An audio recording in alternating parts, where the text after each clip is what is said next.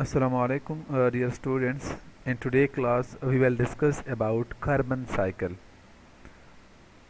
Now, अगर हम देख ले कि कार्बन साइकिल है क्या, इसमें होता क्या है और किस चीज़ की मूवमेंट होती है, तो ज़ाहिर बात है, नेम से भी ज़ाहिर है। कार्बन साइकिल मीन साइकिल अगर हम देख ले तो कंटिन्यूस मूवमेंट ऑफ समथिंग, एक चीज़ है जिसकी कंटिन्यूस मूवमेंट हो रही है। मीन के एक जगह से वो चीज़ स्टार्ट हो रहा है, दोबारा उसी पॉइंट पर वो रिपीट हो रहा है, तो हम कहेंगे कि हमारे साथ क्या है, एक कंप्लीट साइकिल है। नाउ कार्बन साइकिल क्या है, इसमें कार्बन जो है उसकी कंटिन्यूस मूवमेंट होगी। मीन के लेट सपोज ये कार्बन यहाँ से इसकी मूवमेंट स्टार्ट हो रही है, तो दोबारा ये कार्बन इसी पॉइंट पर रिपीट होगा। सो ऐसे कहते हैं अ कंप्लीट साइकिल। ना अगर हम कार्बन साइकिल की डिफिनीशन देख ले तो carbon cycle is a biogeochemical cycle in which carbon compounds are interconverted in the environment. First point ये है कि कार्बन साइकिल में क्या होता है कि जो कार्बन कंटेनिंग कंपाउंड्स है उसकी एंटर कन्वर्जन होगी। मीन के एक फॉर्म से वो दूसरे फॉर्म में कन्वर्ट होगा। कहाँ पर ये कन्वर्जन होती है, इन एनवायरनमेंट। अब इसमें होता क्या है, involving the incorporation of carbon dioxide into the living tissue by photosynthesis. अब ये जो एनवायरनमेंट में कार्बन कंपाउंड की जो इंटर कन्वर्जन है वो किस तरह होता है, अगर हम देख ले तो जो प्लांट्स है उनमें फोटोसिंथेसिस होता है, और वो क्या करते हैं कि एनवायरनमेंट से कार्बन डाइऑक्साइड लेते हैं, एटमॉस्फेयर से कार्बन डाइऑक्साइड लेते हैं और फिर उसे फिक्स्ड करते हैं in the presence of H2O, जिससे फिर ग्लूकोज जो है वो बन जाते हैं। So normally they are involving in the corporation of carbon dioxide and to the living tissues by photosynthesis, clear है, and its return to the environment through respiration. अब क्या होता है कि एक दफ़ा ये जो कार्बन डाइऑक्साइड है ये फिक्स्ड होकर ग्लूकोज की फॉर्म में चला जाए या प्लांट वहाँ से उससे टिश्यू जो है वो बना रहे, दोबारा क्या होता है कि वो प्लांट जो है वो एनर्जी या फिर दूसरे प्रोसेस करते हैं, तो उसी दौरान वो रिस्पायरेशन भी करते हैं। और रिस्पायरेशन ऐसा केमिकल प्रोसेसेस हैं कि इसमें जो ग्लूकोज मॉलिक्यूल होता है उसकी ब्रेक डाउन होती है N2 carbon dioxide and H2O, clear है।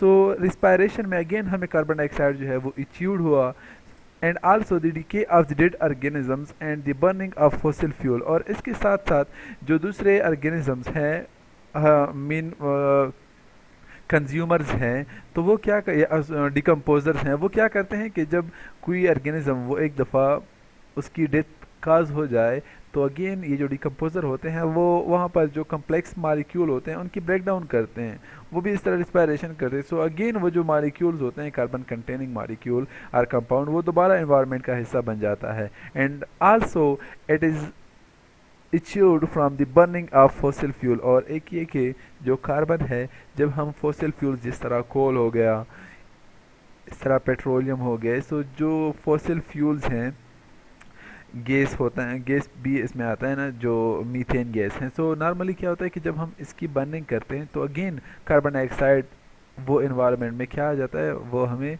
रिसीव्ड हो जाता है। सो अगर हम देख लेते हैं यहाँ पर जो कार्बन कंटेनिंग मालिक्यूल है उसकी इंटर कन्वर्जन हो रही है।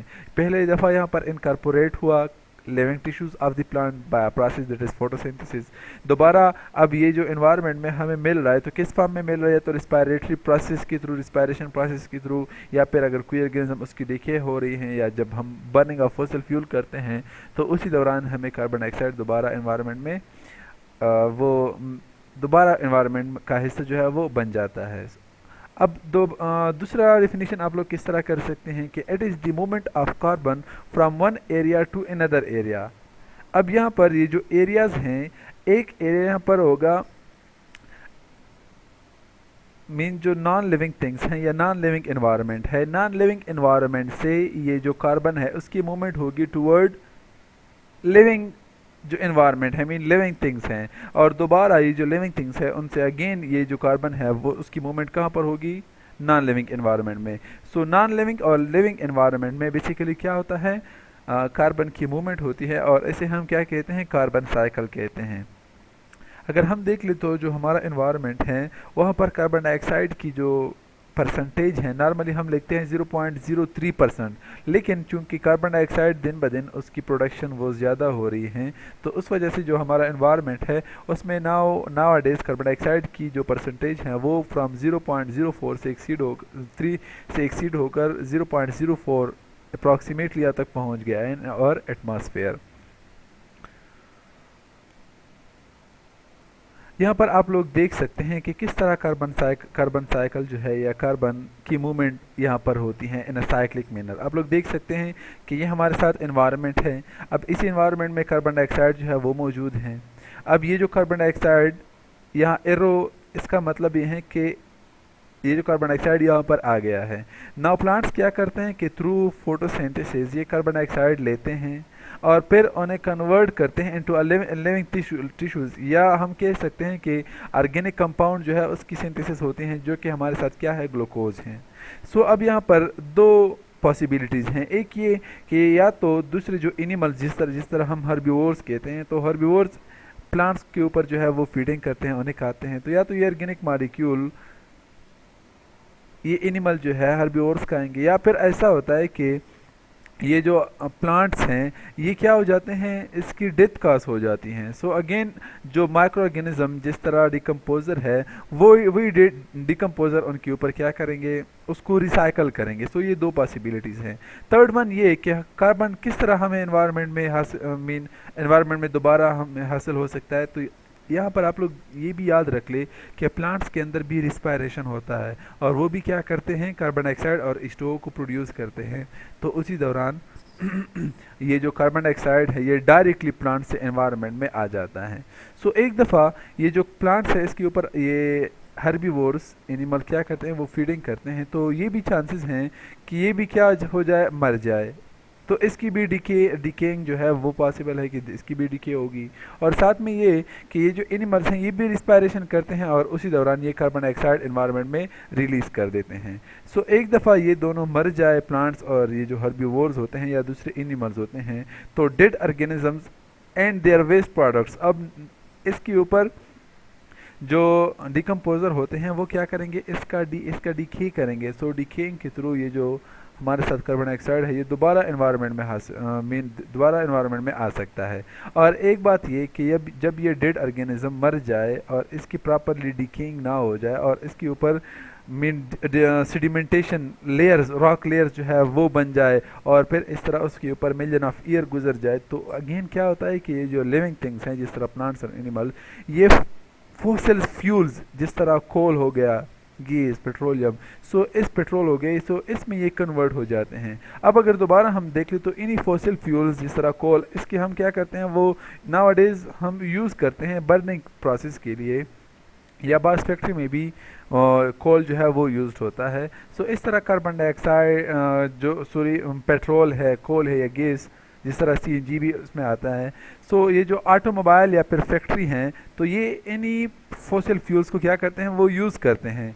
जब वो इसे यूज़ करेंगे तो ज़ाहिर बात है कि जब इसकी बर्निंग होती है तो बर्निंग के थ्रू कार्बन डाइऑक्साइड एनवायरनमेंट का हिस्सा बन जाता है और साथ में प्लांट्स जब रिस्पायरेशन करते हैं तो उसी दौरान भी कार्बन डाइऑक्साइड एनवायरनमेंट में आ जाता है। सो दोबारा कार्बन डाइऑक्साइड हमें एनवायरनमेंट में मिला। सो एनवायरनमेंट से ये बायोटिक एनवायरनमेंट में और बायोटिक एनवायरनमेंट से दोबारा ये एबायोटिक एनवायरनमेंट में कार्बन डाइऑक्साइड की क्या हो रही हैं, वो मूवमेंट हो रही है। सो इसी बेस पर हम कहते हैं कि ये हमारे साथ क्या है, कार्बन साइकिल है। नाउ अगर हम देख ले तो जो स्टेप्स ऑफ कार्बन साइकिल है वो कौन से हैं, मेनली 6 स्टेप्स हैं जिसमें carbon dioxide totally from one environment इसकी मूवमेंट हो जाती है into another, and from that another environment ये दोबारा उसी फर्स्ट वन जो कंडीशन है उसमें आ जाता है, मीन के साइकिल कंप्लीट हो जाता है। सो जो स्टेप्स हैं वो मेनली 6 स्टेप्स हैं। First one is carbon moves from the atmosphere to plants, clear है, ये फर्स्ट स्टेप होगा हमारे साथ। दूसरा ये कि carbon moves from plants to animal, जब एनिमल उसके ऊपर फीड करेंगे तो जाहिर बात है कि ये जो कार्बन है वो किसी फॉर्म में एनिमल में जाएगा। तीसरा ये कि carbon moves from plants and animal to the ground, mean कि जब वो मर जाए या उसकी जो वेस्ट प्रोडक्ट हैं वो एनवायरनमेंट का हिस्सा बन जाए। सो ग्राउंड में ये जाहिर बात है कि प्लांट और एनिमल से कार्बन मॉलिक्यूल या कार्बन कंटेनिंग कंपाउंड वो ग्राउंड का हिस्सा बनेंगे। फोर्थ वन ये कि carbon moves from living things to the atmosphere, okay, अब चूंकि कन्वर्जन हो रही साइकिल है तो क्या होगा, कार्बन की मूवमेंट होगी from living things, mean atmosphere से प्लांट्स या एनिमल का हिस्सा बन चुका कार्बन डाइऑक्साइड, अब दोबारा ये जो कार्बन डाइऑक्साइड है ये एनवायरनमेंट में आएगा, ठीक है। और फिफ्थ वन स्टेप कौन सा है कि carbon moves from the fossil fuels to the atmosphere, and six one last one is carbon moves from the atmosphere to the ocean. So one by one यहाँ पर हम स्टेप्स ऑफ कार्बन साइकिल इसके ऊपर हम discussion करेंगे। Now first one, carbon moves from atmosphere to plants, इसके ऊपर हम ऑलरेडी डिस्कशन भी कर चुके हैं लेकिन यहाँ पर ओवरव्यू देंगे। अगर हम देख ले, plants pull carbon dioxide from the atmosphere using sunlight, with the carbon dioxide they make glucose. यहाँ पर आप लोग देख सकते हैं कि एनवायरनमेंट से प्लांट्स क्या कर रहे हैं, वो कार्बन डाइऑक्साइड की इनटेक कर रही है। एरो का मतलब यह है कि it is toward plant leaf, normally photosynthesis leaf में होता है। सो ये क्या करते हैं कि एनवायरनमेंट से कार्बन डाइऑक्साइड वो डिफ्यूज़ हो जाता है यहाँ पर। अब चूंकि सनलाइट भी है और यहाँ पर क्लोरोफिल भी होता है और जो रूट्स हैं उसके थ्रू ये वाटर भी एब्जॉर्ब कर रहे हैं। सो वाटर और carbon dioxide in the presence of sunlight ये क्या हो जाते हैं, ऑर्गेनिक, जिस तरह कार्बोहाइड्रेट्स मॉलिक्यूल है उसमें ये कन्वर्ट हो जाते हैं, फिक्सेशन उसकी हो जाती हैं। सो वही बात यहाँ पर हो रही है कि जो प्रोसेस ऑफ फोटोसिंथेसिस हैं उसमें प्लांट्स क्या करते हैं, कार्बन डाइऑक्साइड को वो एब्जॉर्ब करते हैं और अगेन ये जो कार्बन डाइऑक्साइड है इसको वो कन्वर्ट कर लेते हैं किस चीज़ में, ग्लूकोज में। Now the carbon can be used by the plant as a food and used to build the plant tissues, that is our plant tissues, that is it is made up of cellulose. So normally क्या करते हैं कि plants भी चूंकि organism है तो as a food भी ये यूज़ कर सकते हैं, रिस्पायरेशन इसके वो रिस्पायरेशन भी करेंगे, इस तरह दूसरी एक्टिविटीज़ भी प्लांट में परफॉर्म होती हैं। सो उसके लिए वो एनर्जी उसकी ज़रूरत होती है। सो वो क्या करते हैं, रिस्पायरेशन करते हैं और रिस्पायरेशन के थ्रू कार्बन डाइऑक्साइड वो एनवायरनमेंट में आएगा। सो यहाँ पर क्या है कि the carbon can be used by the plants as a food and also used to build the plants, that is cellulose, also gives off carbon dioxide from cellular respiration, mean कि जब plants क्या करते हैं उनके body के अंदर जब respiration का प्रोसेस होता है तो उसी प्रोसेस में जो कार्बन डाइऑक्साइड है वो दोबारा एनवायरनमेंट में का हिस्सा बन जाता है। सो एनवायरनमेंट से मूवमेंट प्लांट्स और फिर प्लांट से एनवायरनमेंट में। सो ये कंटिन्यूअस मूवमेंट है, इसे क्या कहते हैं, carbon cycle. Now second step क्या है कि carbon moves from plants to animal.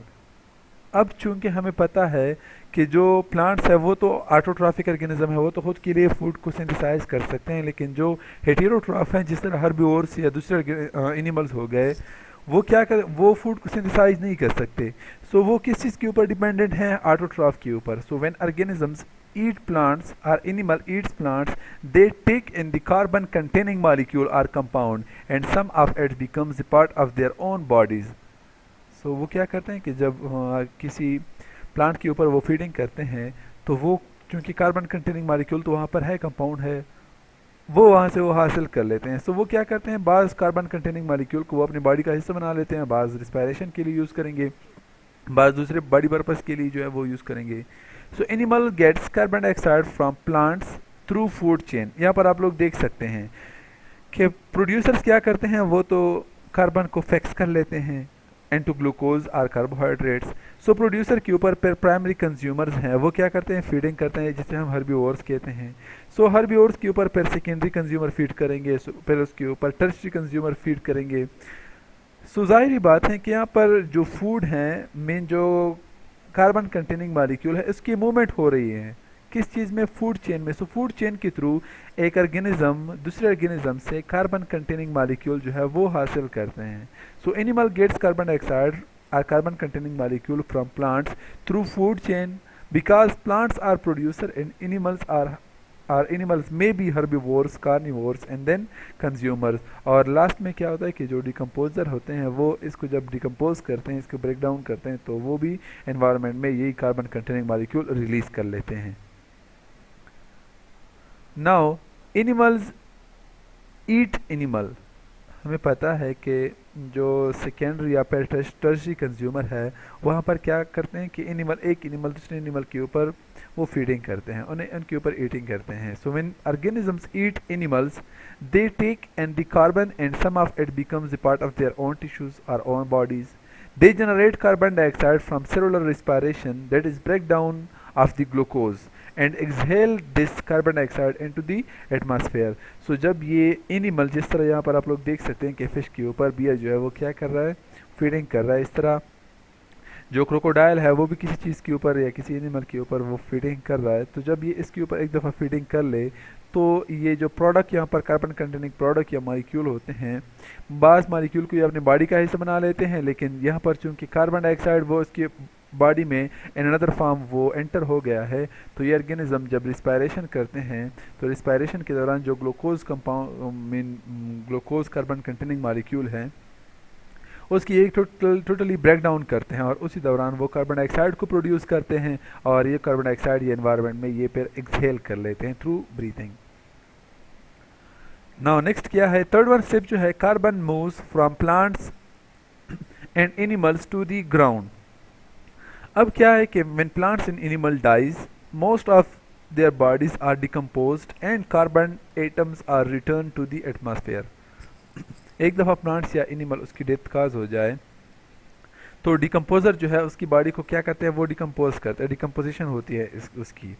सो उसी दौरान कार्बन डाइऑक्साइड एनवायरनमेंट का हिस्सा बन जाता है। Some are not decomposed fully and ends up as are deposits underground, mean कि जो रिमेन्स रह जाते हैं उनकी टोटली डिकम्पोजिशन नहीं होती।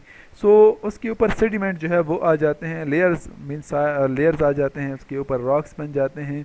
सो ये अंडरग्राउंड में डिपॉजिट हो जाते हैं और फिर ये कन्वर्ट हो जाते हैं इनटू फॉसिल फ्यूल्स, और ये फॉसिल फ्यूल्स जो है ये कार्बन कंटेनिंग फॉसिल फ्यूल्स हैं। और ये इसके एग्जांपल्स क्या है, ऑयल्स हो गए, कोल्स, इस तरह पेट्रोलियम हो गए। सो ये इसकी एग्जांपल है और ये तब होती हैं जब कोई किसी लिविंग थिंग्स जिसमें एनिमल्स और प्लांट इंक्लूडेड है उसकी एक दफ़ा डेथ हो जाए लेकिन प्रॉपरली उसकी डिकम्पोजिशन ना हो जाए और उसके ऊपर सेडिमेंटेशन मीन सेडिमेंट्स की लेयर जो है वो आ जाए और इसके ऊपर फिर मिलियन ऑफ ईयर, ये भी पॉसिबल है कि मिलियन ऑफ ईयर जब तक इस पर ना गुजरे हो तो तब तक ये फॉसिल फ्यूल में कन्वर्ट नहीं होते। सो एक दफ़ा कन्वर्ट हो जाए तो अगेन जब हम इसका यूज़ करेंगे, ऑयल्स हो गए, कोल, तो दोबारा ये कार्बन एनवायरनमेंट का हिस्सा बन जाएगा। नाउ फोर्थ वन स्टेप क्या है कि carbon moves from living things to the atmosphere. So when you exhale you breathe out carbon dioxide in the atmosphere. हमें पता है कि हम ब्रीथिंग जो प्रोसेस हैं वो करते हैं। सो ब्रीथिंग में हम इनहेलेशन और एक्सहेलेशन करते हैं। इनहेलेशन के दौरान हम ऑक्सीजन लेते हैं और एक्सहेलेशन के दौरान हम कार्बन डाइऑक्साइड वो एनवायरनमेंट में रिलीज़ करते हैं। So when we breathe out carbon dioxide is released into the atmosphere through the process called respiration or breathing, ठीक है। सो रिस्पायरेशन में एक होता है सेलुलर लेवल रिस्पायरेशन और एक होता है external respiration. Cellular level respiration में जब एक दफ़ा ग्लूकोज की टोटली ब्रेक डाउन हो जाए तो कार्बन डाइऑक्साइड सेल से फिर जिस तरह ब्लड स्ट्रीम है उसमें आ जाता है और दोबारा ब्लड में वो माइग्रेट करके जब लंग्स में आता है तो लंग्स से फिर ये कार्बन डाइऑक्साइड एनवायरनमेंट में आ जाता है। सो इसे हम कहते हैं एक्सटर्नल रिस्पायरेशन। सो यहाँ पर आप लोग देख सकते हैं कि प्लांट्स या फिर एनिमल जो है किस तरह ऑक्सीजन या फिर कार्बन डाइऑक्साइड उसकी वो मूवमेंट हो रही हैं। So carbon moves from living things to the atmosphere. Now fifth one क्या है कि carbon moves from fossil fuels to the atmosphere. So fossil fuels में हमारे साथ क्या है, ऑयल्स हो गए, कोल हो गए, पेट्रोलियम हो गए। सो इनका हम नॉर्मल रूटीन में यूज़ करते हैं। Carbon moves from fossil fuels to the atmosphere when fuels are burn. Let suppose ये हमारे साथ कोल है, जब हम कोल की बर्निंग करते हैं तो इनकी बर्निंग से कार्बन डाइऑक्साइड एनवायरनमेंट का हिस्सा जो है वो बन जाता है। When human burns fossil fuels to power factories, power plants, cars and trucks, most of the carbon quickly enters to the atmosphere is carbon dioxide gas। so इस तरह भी कार्बन डाइऑक्साइड वो फॉसिल फ्यूल से atmosphere का हिस्सा बन जाता है। अगर हम देख ले each year 5.5 billion tons of carbon dioxide is released by burning of fossil fuels। ये जो हम फॉसिल फ्यूल यूज़ करते हैं ऑटोमोबाइल में भी, फैक्ट्रीज़ में भी, घरों में भी हम क्या करते हैं फॉसिल फ्यूल्स को यूज़ करते हैं। तो इससे जो कार्बन डाइऑक्साइड एनवायरनमेंट में रिलीज़ होता है एनुअली वो कितना है, 5.5 billion turns that is release by burning each year in the environment or atmosphere। so how does too much carbon dioxide moves into the air? Answer क्या है इसका कि burning coal, oil and other fossil fuels releases heat trapping gases such as carbon dioxide into the atmosphere। अच्छा, यहाँ पर एक term है heat trapping gas. अगर हमारे इन्वायरमेंट में कार्बन डाइऑक्साइड ना होता, कार्बन डाइऑक्साइड जो है वो क्या करता है, नॉर्मली हीट को एब्जॉर्ब करता है। सो इसी वजह से हमारा जो इन्वायरमेंट है अर्थ का वो क्या है, वार्मर है as compared to other heavily bodies जो है, ठीक है। सो हमारे इन्वायरमेंट का टेम्परेचर क्या है, वो वार्म है। हमारा इन्वायरमेंट का जो मीन अर्थ का जो टेम्परेचर है अराउंड अर्थ, जो एटमॉस्फेयर है वो वार्मर है। क्यों? क्योंकि यहाँ पर हीट एब्जॉर्बर या हीट एब्जॉर्बर गैसेस हैं, हीट ट्रैपिंग गैसेस हैं, जिसमें कार्बन डाइऑक्साइड भी है। सो कार्बन डाइऑक्साइड हीट को नॉर्मली वो एब्जॉर्ब करता है, उसी बेस पर हमारा एटमॉस्फेयर का टेम्परेचर वार्मर रहता है। सो चूँकि now it is carbon dioxide की वो बहुत ज़्यादा प्रोडक्शन हो रही है, सो बहुत ज़्यादा कार्बन डाइऑक्साइड हमारे इन्वायरमेंट में वो एकमुलेट होता जा रहा है, जिसकी वजह से कार्बन डाइऑक्साइड की एकमुलेशन चूँकि ज़्यादा है, इस वजह से क्या हो रहा है कि हमारे इन्वायरमेंट का टेम्परेचर दिन ब दिन वो एक्सीड होता जा रहा है, बढ़ता जा रहा है। सो वो मेन रीज़न भी यही है कि यहाँ पर कार्बन डाइऑक्साइड उसकी परसेंटेज बढ़ रही है। नाउ लास्ट वन जो स्टेप है that is carbon moves from atmosphere to the ocean. So ये किस तरह होता है, अगर हम देख ले, additional carbon is stored in the ocean. किस फॉर्म में? Carbon dioxide passes into the water from the atmosphere, main के एटमॉस्फेयर से वाटर में जो है वो डिफ्यूज हो जाता है। Plants and phytoplanktons use this carbon dioxide for photosynthesis. Main की फिक्सेशन होगी, ग्लूकोज या कार्बोहाइड्रेट्स की फॉर्मेशन होगी। Many animals pulls carbon from water to use it in a shell. So चूँकि प्लांट्स जो लेट सपोज मोलस्क हो गए या दूसरे कोरल्स फार्मिंग जो ऑर्गेनिजम्स होते हैं, वो क्या करते हैं, वो इन्हीं कार्बन डाइऑक्साइड या कार्बन कंटेनिंग वाटर जो है वहाँ से कार्बन कंटेनिंग मालिक्यूल्स उनको एब्जॉर्ब करते हैं और फिर उसको यूज़ करते हैं in the formation of shells, जो कि नॉर्मली कैल्शियम कार्बोनेट इससे जो है वो बने होते हैं। सो इसी फॉर्म में वो फिर हमारे जो ओशंस हैं वहाँ पर वे फिर मीन मौजूद होते हैं। So animals dies and carbon substances are deposited at the bottom of the ocean.